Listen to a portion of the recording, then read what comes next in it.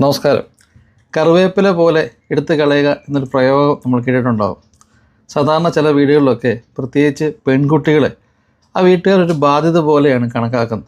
അവരെ എങ്ങനെയും കല്യാണം കഴിപ്പിച്ചു വിടുക, അല്ലെങ്കിൽ അവർക്ക് വേണ്ട രീതിയിലൊന്നും ഒരു സാമ്പത്തിക സഹായം ചെയ്തു കൊടുക്കാതിരിക്കുക, ഒരു ബാധ്യത പോലെ ഒരു കറിവേപ്പില പോലെ എടുത്ത് കളയുക എന്ന് പറയും.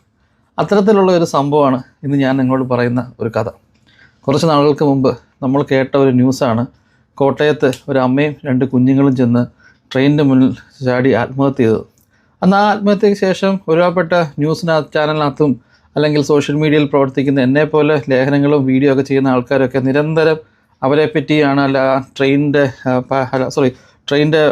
ഓടിച്ച വ്യക്തി കണ്ട കാര്യങ്ങൾ, അല്ലെങ്കിൽ ആ സ്ത്രീ ഫേസ് ചെയ്ത എല്ലാ പ്രശ്നങ്ങളൊക്കെ ഘോര വാദിക്കുന്നുണ്ടായിരുന്നു, സംസാരിക്കുന്നുണ്ടായിരുന്നു. പക്ഷെ ഇന്നിപ്പോൾ ആരും സംസാരിക്കുന്നില്ല.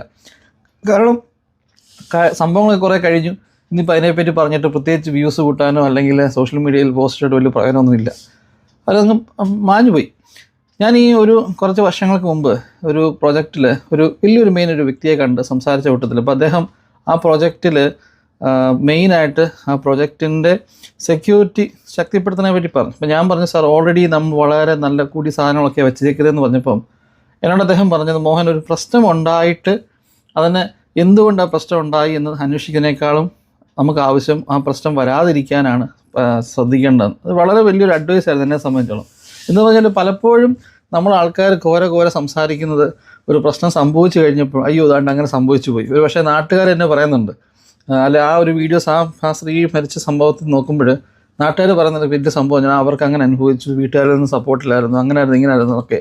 ഇതൊക്കെ മരണശേഷമാണ് പറയുന്നത്. ഇവർ ജീവിച്ചിരിക്കുമ്പം ആരും തന്നെ ഒരു പ്രിക്കോഷൻ എടുക്കുന്നില്ല. ഞാൻ ഇന്ന് പറയുന്ന ഒരു സംഭവം വെച്ചാൽ ഏതാണ്ട് ഇതുമായിട്ട് ഒത്തിരി റിലേറ്റ് ആയിട്ടുള്ള ഒരു സംഭവമാണ്. ഈ ഒരു സ്ത്രീയുടെ ജീവിതത്തിലേക്ക് സംഭവിച്ച ചില കാര്യങ്ങൾ, ഒരു സ്ത്രീയുടെ ജീവിത കാര്യങ്ങളായി പറയുന്നു. ഈ സ്ത്രീക്ക് പഠിത്തം കഴിഞ്ഞ് കഴിഞ്ഞപ്പോൾ ഈ സ്ത്രീക്ക് വീട്ടിൽ വിവാഹാലോചനയൊക്കെ വന്നു. അപ്പോൾ അത്യാവശ്യം സാമ്പത്തികമായിട്ട് നല്ല രീതിയിൽ തന്നെ സാമ്പത്തികമായിട്ട് മുന്നിൽ നിൽക്കുന്ന ഒരു വീട്ടുകാരാണ് ഇവർ.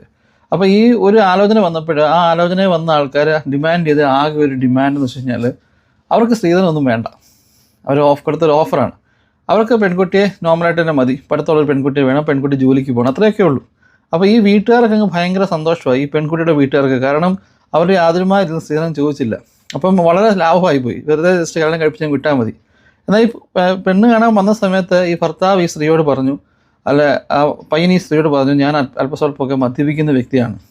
അപ്പോൾ ഈ പെൺകുട്ടി ഈ സംഭവം വീട്ടിൽ പറഞ്ഞെങ്കിലും ഈ സ്ത്രീധനമൊന്നും വേണ്ട എന്ന് പറഞ്ഞത് വലിയൊരു ഓഫർ ആയതുകൊണ്ട് അവരതിനെ അങ്ങ് വളരെ വലിയ നിസ്സാരമായിട്ട് പോയി. വേണ്ട, കുഴപ്പമൊന്നുമില്ല, ആണുങ്ങളല്ലേ മദ്യപിക്കുന്നതൊക്കെ പറഞ്ഞങ്ങ് വിട്ടു. എന്നാൽ വിവാഹം കഴിഞ്ഞ് മുന്നോട്ടുള്ള